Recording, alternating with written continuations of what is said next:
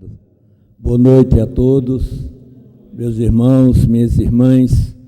Trazemos o abraço fraterno dos que fazemos a Associação Espírita Leopoldo Machado, aos irmãos desta casa. Nós escolhemos o tema Jesus e os Anjos, porque isso é um aspecto de fundamental importância para todos nós. Jesus, em determinado momento de sua prisão, ele diz: se eu pedisse ao meu Pai, ele enviaria mais de 12 legiões de anjos. Ele me enviaria mais de 12 legiões de anjos. Uma legião romana possuía são mais de 5.000 soldados. Jesus fala em 12 legiões de generais espirituais. E cada um desses generais tinha à sua disposição verdadeiro exército espiritual. Então, a doutrina que professamos vai nos dizer que o homem de hoje será o anjo de amanhã, porque tudo e todos, e o próprio planeta, estamos incluídos na lei do progresso, na lei do progresso. O Livro dos Espíritos nos diz, por exemplo, quando Kardec pergunta: e Deus criou os espíritos bons e maus, ou eles progridem por sua própria vontade? E os mestres espirituais responderam: os espíritos foram criados todos simples e ignorantes, isto é, sem ciência, não é? Mas compete ao próprio espírito avançar, progredir na escala espiritual. Na doutrina nós aprendemos que o gênero humano é o gênero aí, para fora da imensidão. Deus nos criou a todos da mesma maneira, da mesma forma, com a mesma forma, vamos assim dizer. Não há privilégios na criação. Ele não deu a Jesus, por exemplo, mais do que a qualquer um de nós outros. Por quê? Porque se ele assim o fizesse, ele seria um pai injusto. Deu a um que ele queria bem mais do que a outro. E isso não pode acontecer com Deus, porque Deus é soberanamente justo e bom. Ele jamais daria a um filho do que ao outro. O que ele dá a um, ele dá a todos. Criou-nos simples e ignorantes, mas dotado de liberdade para escolher o caminho do bem e do mal. É tanto que está lá em Gênesis: vê que eu vos criei para o bem e para o mal. Escolhe o bem para que viva tu e a tua semente. Isso é um conselho: escolhe o bem. O homem é dotado de liberdade, ele possui livre-arbítrio, não é? O espírito, nós aprendemos na doutrina espírita, que ele é a personificação, uma individualização do elemento inteligente universal. Há uma individualização, não é? E aí começa a se desenvolver a vontade, as noções do bem e do mal, e as responsabilidades quanto ao porvir em cada um de nós. Começa a se desenvolver isso. No livro de Hebreus, o apóstolo Paulo escreve acerca dos anjos. Hebreus 1:14, se não me falha a memória, não é? Os anjos, todos eles são espíritos ministradores da vontade de Deus junto aos homens que se salvarão. Os anjos são espíritos, e nós aprendemos na doutrina que todos os espíritos são criados da mesma maneira. Como Deus nunca deixou de criar, não é? Porque nós não podemos conceber um Deus ocioso, um Deus parado, um Deus sem criar. É por isso que se diz que Deus é de toda a eternidade, não teve princípio, por isso mesmo não terá fim. Ele nunca deixou de criar. Criou, cria e criará, não é? A diferença entre nós e os anjos é essa. Eles foram criados primeiros, e mais todos nós estamos nessa marcha evolutiva, todos nós avançamos. E a doutrina vai nos dizer que os anjos, os serafins, os querubins, todos eles são seres humanos que avançaram na escala evolutiva. Veja, todos os anjos, arcanjos e serafins e outras categorias são seres humanos, e isso está nas Escrituras. O livro de Tobias, por exemplo, é um dos mais belos livros do Velho Testamento. É um livro que Jesus provavelmente leu, o livro de Tobias, porque a reforma no cânon judaico, ela é feita no final do primeiro século da nossa era, da era cristã. Coube aos fariseus fazerem a seleção dos livros hebraicos. Então, eles levantaram uma cláusula. Deus falou com Moisés em hebraico. Os livros que não eram em língua hebraica, como Tobias e outros tantos livros, os fariseus retiraram do cânon. Mas no final do primeiro século, este livro de Tobias, ele faz parte da Septuaginta, não é? E Jesus provavelmente o leu. No século XVI, um monge alemão, Lutero, resolveu tirar do cânon, né, católico, já que ele divergiu das determinações da Igreja Católica e fez também a sua seleção, deixando igual ao cânon hebraico dos judeus. Mas esse livro ele é de uma beleza singular. Ele retrata a vida de Tobias, ou Tobite, o pai, que era Tobias pai e Tobias filho, mas a tradução mais legítima de Tobias é Tobite para o pai e Tobias para o filho. Era um homem piedoso, um homem de uma bondade singular, um homem que orava,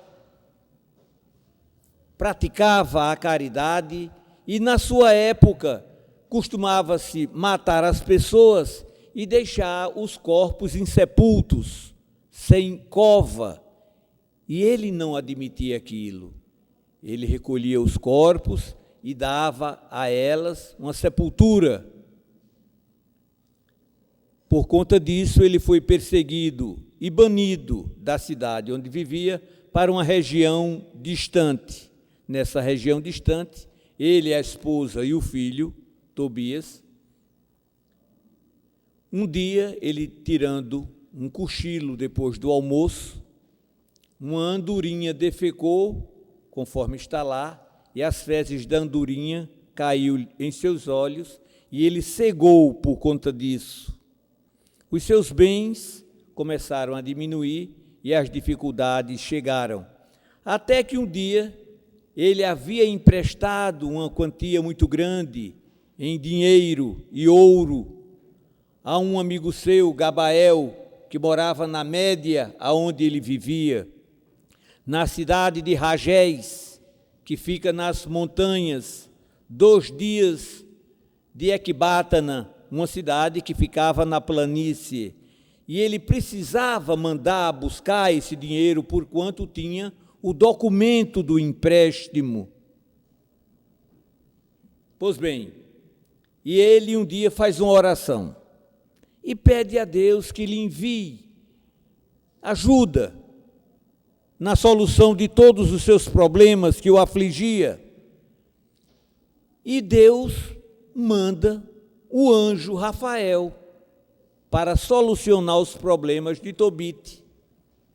Ele um dia chama o filho doente e diz: meu filho, arranje alguém para ir com você à Média, receber esse dinheiro, está aqui o recibo. Procure alguém, já que você não conhece os caminhos para essa região. Eu emprestei essa importância a Gabael, e é preciso reavê-la. Nesse momento, o anjo Rafael aparece materializado na frente da casa, e quando o jovem Tobias sai, se depara com o anjo, sem saber que era um anjo, lhe diz: ô jovem, você é de onde? Ele diz: eu sou israelita.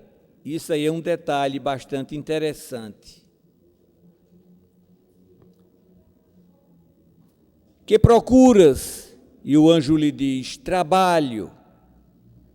E ele diz: você conhece a Média, o caminho para a Média? E o anjo lhe diz: eu já estive lá, já me hospedei na casa de um conterrâneo nosso, de um compatriota nosso, Gabael, que reside em Ragés.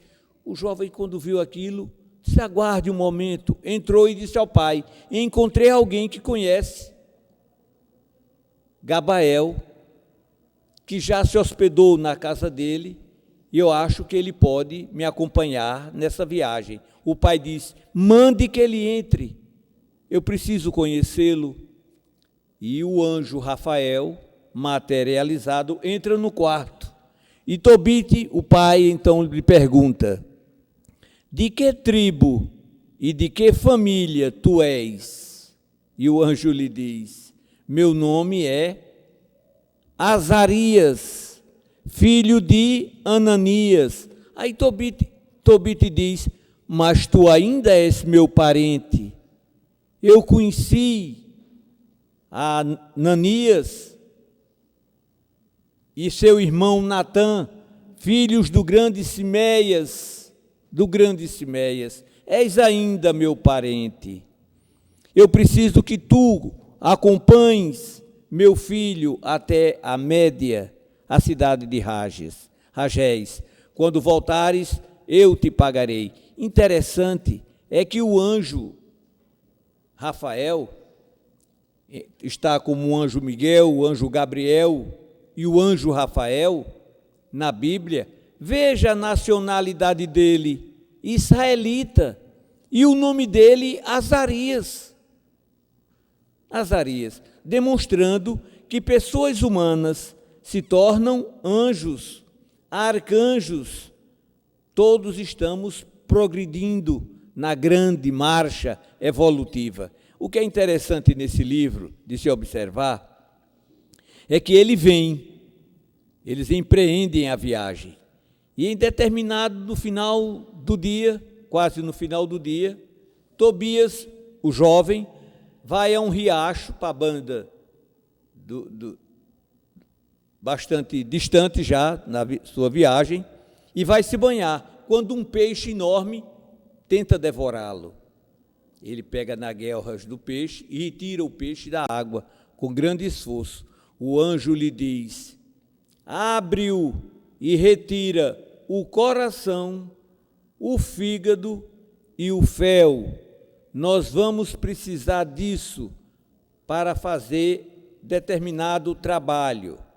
E diz o anjo ao jovem Tobias: o coração desse peixe, na brasa, a fumaça que ela expele, é capaz de afastar qualquer espécie de espíritos impuros, tanto de junto do homem, quanto de junto da mulher. O fel deverás fazer um composto que servirá para curar o teu pai da cegueira. Guarda o fígado, o coração e o fel. E eles tocaram para uma cidade próxima. E nessa cidade tem uma jovem, não é, que já havia se casado, era filha única, 7 vezes, e todos os maridos haviam morrido na noite de núpcia. E o anjo então diz a Tobias, porque o marido dessa jovem, Sara, é você. Você irá pedir a jovem ao pai, não é? E na noite de núpcias, nos 3 primeiros dias, você vai orar e queimar o fígado na brasa do peixe, porque lá existe um espírito que é responsável por todas essas mortes. Amodeu era um espírito perturbador. E o livro é muito interessante, porque demonstra, né, trabalhos que geralmente a gente vê nas linhas de Umbanda, para desmanchar trabalho. O livro de Tobias tem um caso assim. E o rapaz vai e se casa, e nas 3 primeiras noites eles oram e ele queima justamente o fígado da brasa, a fumaça, e o espírito obsessor é retirado pelo anjo Rafael. É bastante interessante a leitura do livro de Tobias. Mas o que eu queria ressaltar é justamente isso, que o anjo Rafael era um israelita desencarnado, cujo nome era Azarias, filho de Ananias, parente de Tobite. Veja, que coisa fantástica. No livro de Atos, no capítulo 10, tem um fato também bastante interessante, do centurião Cornélio. Cornélio era um centurião romano da corte da Itália. E Cornélio era um homem temente a Deus, e um dia, na hora 9 do dia, ele estava orando, quando de repente lhe aparece um anjo e lhe diz: manda buscar um certo Simeão, de nome Pedro, que está na cidade de Jope, manda buscá-lo. Cornélio, então, chama pessoas de sua confiança e imediatamente manda à cidade de Jope buscar Pedro para ouvirem a sua palavra, os seus ensinamentos.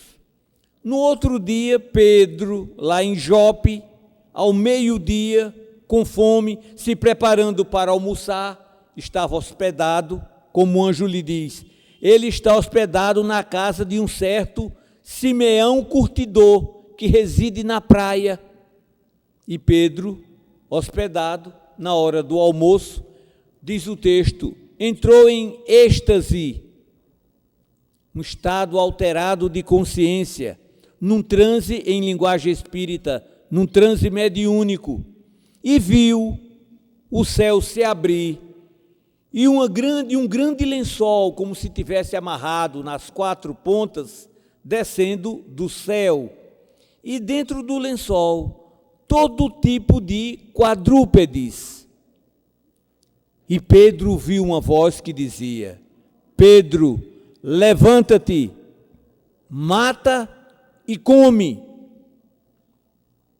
Pedro disse: não, Senhor, eu nunca comi alimento impuro. E a voz lhe diz: não chames impuro aquilo que Deus santificou. E por 3 vezes ele ouviu essa frase: levanta-te, mata e come. E ele dizia a mesma coisa. A visão passou e Pedro ficou meditando o que significava aquela visão. Quando alguém bate à porta, eram os mensageiros de Cornélio e perguntam: é aqui que reside um certo Simão Pedro? Pedro sai e diz: sim, sou eu, o que desejais? E eles contam que Cornélio, o seu patrão, um centurião, residente na cidade de Cesareia, porque no Evangelho a gente encontra duas Cesareias, a Cesareia de Filipe, né? E essa Cesareia marítima, né? Ou Cesareia Palestina, todas duas recebem o nome em homenagem ao imperador César. E quando Pedro ouve bater a porta e perguntar por ele, o anjo, que o Evangelho nessa passagem chama de Espírito, o Espírito lhe diz: vai com esses homens, porque fui eu quem os mandei. Ou seja, o Espírito que havia aparecido a Pedro foi o anjo que apareceu lá a Cornélio. O Espírito diz a Pedro: fui eu que mandei esses homens te buscar, para que tu pregues na cidade de Cesareia. Pedro hospedou os homens e no dia seguinte eles foram para Cesareia. No outro dia, chegando a Cesareia, Cornélio veio recebê-los, abraçou-se e curvou-se nos pés de Pedro. Pedro disse: levanta-te, porque eu também sou homem. E Pedro disse a Cornélio: vós bem sabeis que a minha raça não fala, veja bem, a minha raça não fala com povos de outra raça, mas o Senhor me mostrou ontem que todos os homens são iguais, que não discriminemos as criaturas de Deus. A visão do lençol: não tornes impuro aquilo que Deus purificou.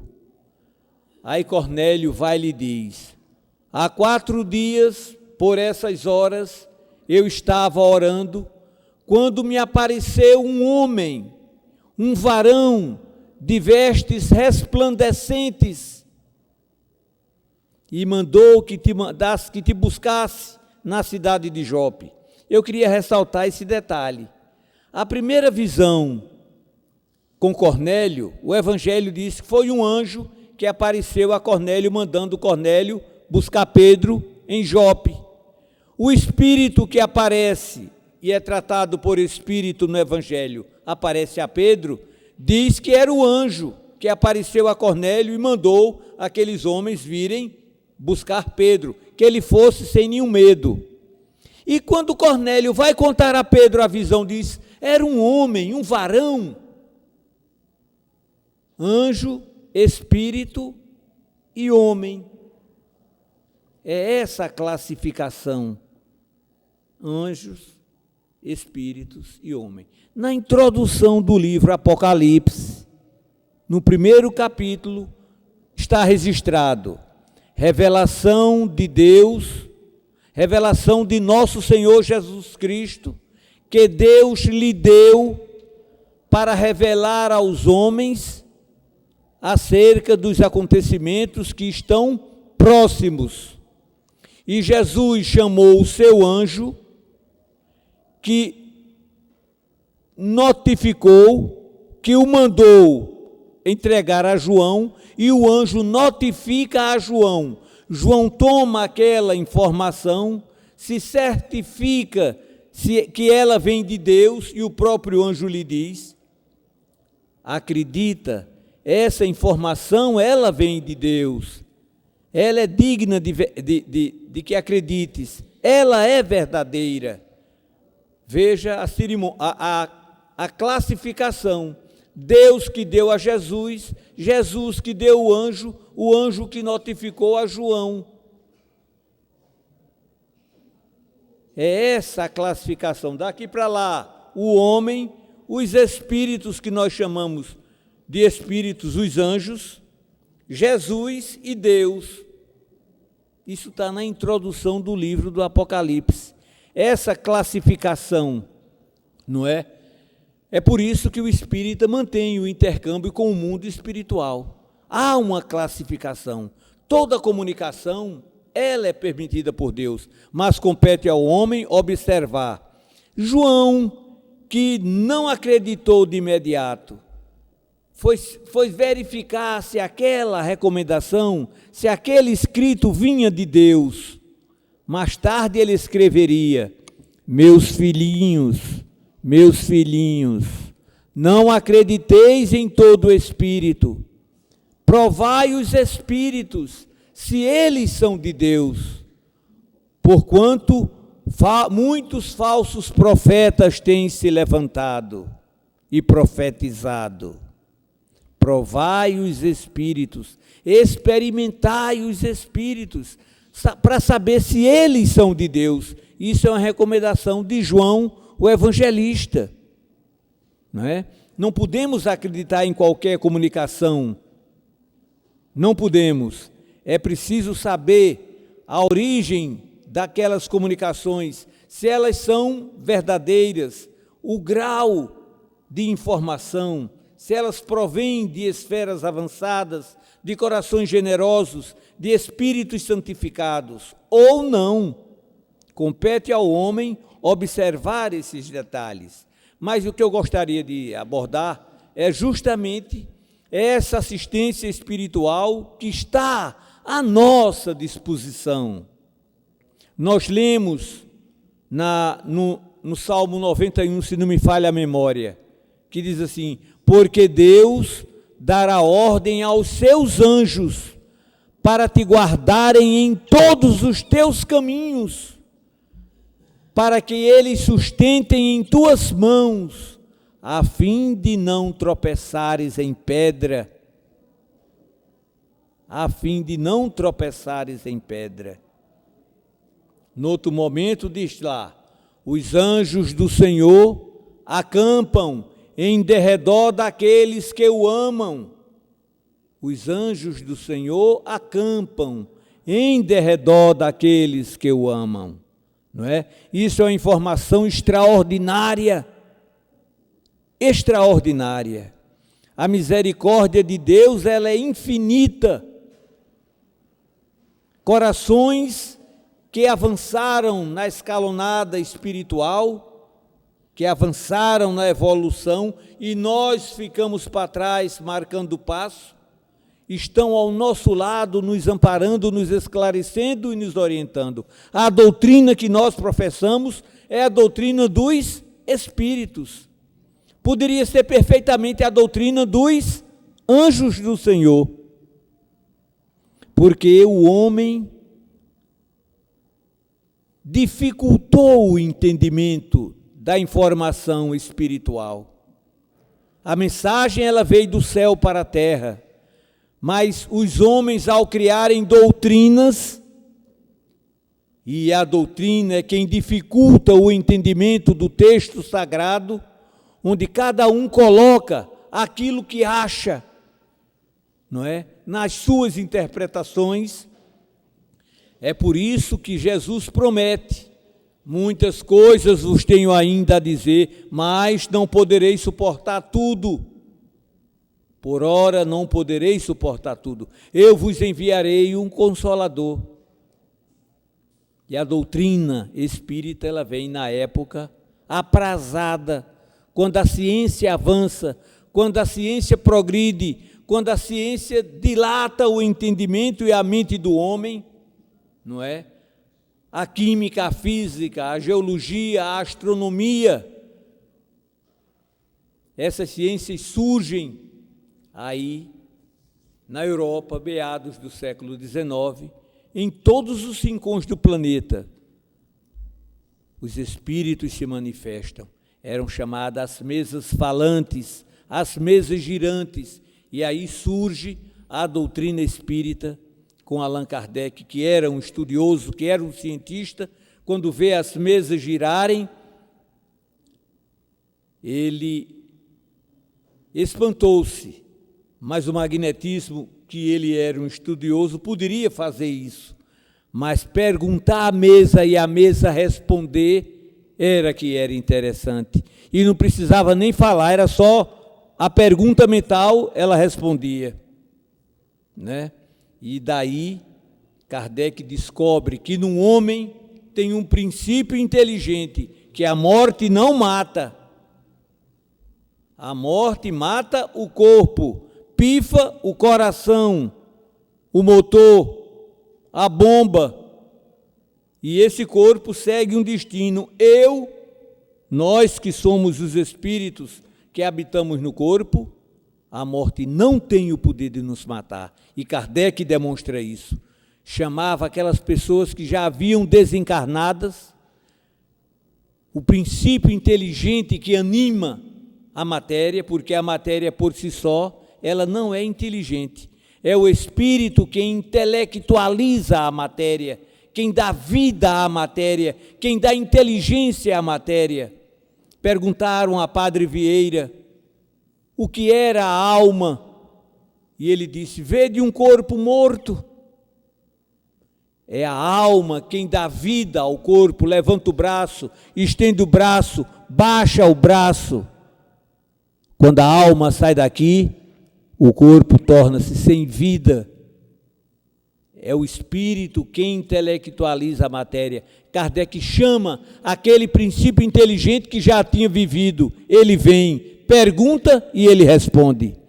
Através das mesas, através do médium escrevente.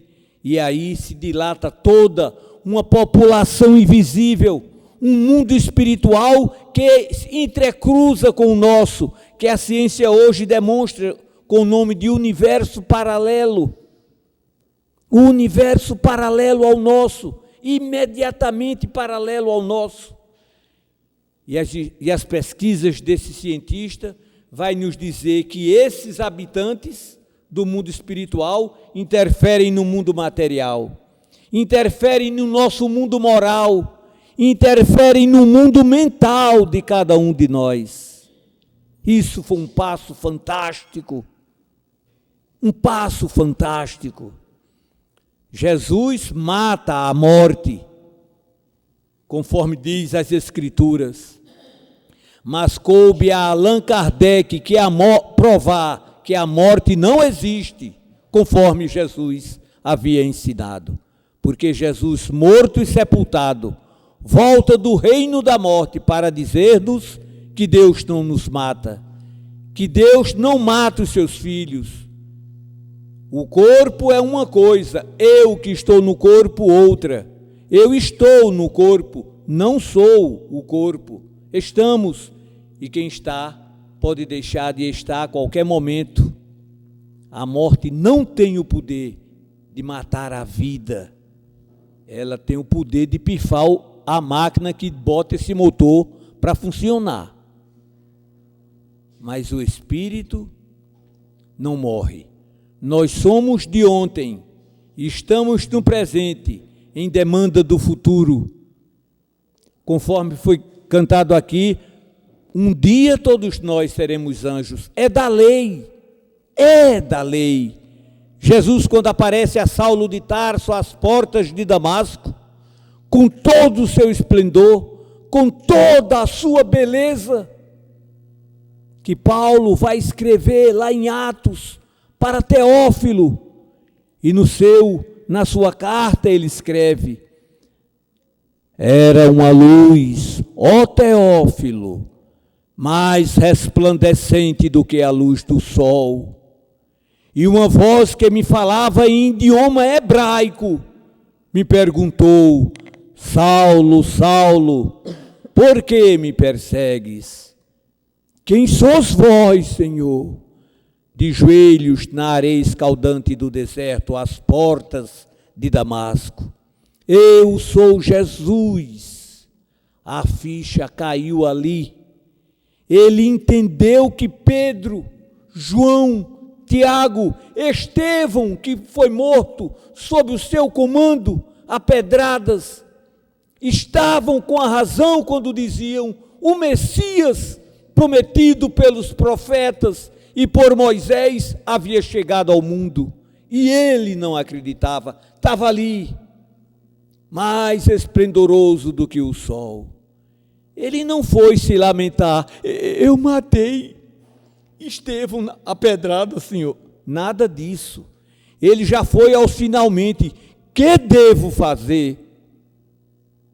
Por cima de todas as suas misérias, todos os seus erros, eu quero saber o que é que eu tenho que fazer agora. E Jesus lhe diz: entra em Damasco, e lá te será dito o que deves fazer. Jesus, morto e sepultado, volta. Há um trecho em Atos dos Apóstolos em que Paulo diz que entrou na sinagoga e estava orando, quando viu Jesus ao seu lado, dizendo a ele: sai imediatamente daqui, esses homens não aceitarão o teu testemunho. E Paulo diz: e com razão, Senhor, eu os apedrejei, eu os açoitei, eu matei e prendi muitos deles. Jesus diz: sai que eu vou te enviar para os gentios, aos gentios, eles não te aceitarão. E manda que Paulo saia imediatamente dali. O mundo espiritual está nos observando. Se os nossos olhos espirituais pudéssemos ver essa sala, aqueles companheiros que vieram conosco, aqueles espíritos de uma beleza singular que nos amam profundamente e que há 300, 400, 500 anos para trás era Pai nosso, era um pai, era uma mãe, uma irmã querida, e se avançaram na evolução e a gente ficou para trás, marcando o passo, como ainda hoje estamos, sem nenhum interesse ou quase nenhum por nossas almas. A doutrina espírita está no mundo, ela estuda a anatomia do espírito, a fisiologia do espírito, comprova a existência do espírito. Temos um corpo antes desse, e sobreviverá a esse.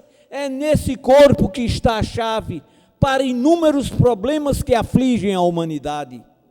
A ciência, uma parte da ciência, acredita nesse corpo e o estuda. A grande maioria descrê desse corpo, e por descrerem, jamais tratarão o homem como corpo e espírito, só medicando o corpo. O centro espírita é uma bênção do céu na terra. É aqui na casa espírita que nós tomamos a água fluidificada. É aqui na casa espírita que nós tomamos a transfusão de fluidos magnéticos, o passe, a bioenergia que revigora e fortalece o corpo espiritual. Apesar do médio, estão ali ao seu lado mentores espirituais que sabem das nossas necessidades. O que nós encontramos numa casa dessa, não encontramos em prateleira de farmácia, não. Aqui nós não pagamos um tostão, e quando tomamos aquele golinho d'água, muitas vezes está ali dentro o medicamento para nós, próprio, direcionado para cada um de nós, que o anjo tutelar que nos assessora, coloca ali dentro o fluido que a gente vai precisar para o corpo espiritual. O que a gente recebe numa casa dessa, não entendemos, nem entenderemos nem tão cedo. O tratamento que o espírito recebe, aqueles acompanhantes nossos do passado distante que estão de olho em cima da gente por perversidades feitas por cada um de nós com eles no passado distante. Nos esquecemos, eles não. Quando entram numa casa dessa, muitos ficam, porque aqui funciona uma clínica espiritual, com leitos apropriados. São internados, ficam aqui mesmo. nós recebemos toda a energia vital, todos os fluidos necessários para revigorar e reanimar o corpo espiritual. A gente nem sabe os benefícios que recebemos numa casa como essa. A doutrina espírita, não é? É Jesus redivivo no mundo. E o núcleo espírita, como o núcleo familiar, que tão bem foi abordado aqui, é a célula máter do desenvolvimento do amor com base no futuro, porque é ali com papai e com mamãe que nós recebemos as primeiras lições de amor, de fraternidade, de compreensão, de tolerância e de bondade. E essa mesma compreensão, tolerância, amor e bondade passamos para os nossos filhos, que por suas vezes passarão para os seus filhos, nossos netos. E nós vamos todos nessa escalonada, conforme foi tão bem lido aqui pelo jovem e comentado pela jovem, não é? A lei vinda do céu manda que honremos pai e mãe. E Jesus, quando dizem a ele, Senhor, tua mãe e teus filhos estão aí fora, Jesus diz, quem é minha mãe e quem são meus irmãos? Senão todo aquele que faz a vontade de meu Pai que está nos céus. Aí Jesus nos demonstra que a verdadeira família não é a família do sangue, é a família do Espírito. Toda a humanidade é uma família só, com um genitor divino que ama a todos com o mesmo amor, a mesma compreensão, a mesma tolerância e confia em nós, porque o que Ele nos deu é nosso. Papai e mamãe nos deram o corpo, papai do céu, o Espírito. No corpo humano está o genoma humano. Todas as características de papai e de mamãe estão no DNA, no genoma humano, mas como o nosso espírito vem de Deus, trazemos em nós um genoma espiritual. E nesse genoma espiritual estão todas as qualidades infinitas do genitor divino, em cada um de seus filhos. É por isso que Leon Denis escreve, dorme no homem faculdades fantásticas que é preciso acordá-las. Foi um sábio do infinito que nos disse, podereis fazer o que eu faço. Quem aqui acredita nisso? Entra por aqui, sai por aqui. Podereis fazer o que eu faço, mas será? E ficamos marcando passo, séculos após séculos, séculos após séculos. Por que os maus progridem? E a resposta foi, porque os bons são tímidos. Os bons são tímidos. E para finalizar, eu me lembrei daquela história de um viajante. Ele vinha, no tempo que se viajava com um saco, ele vinha viajando pela estrada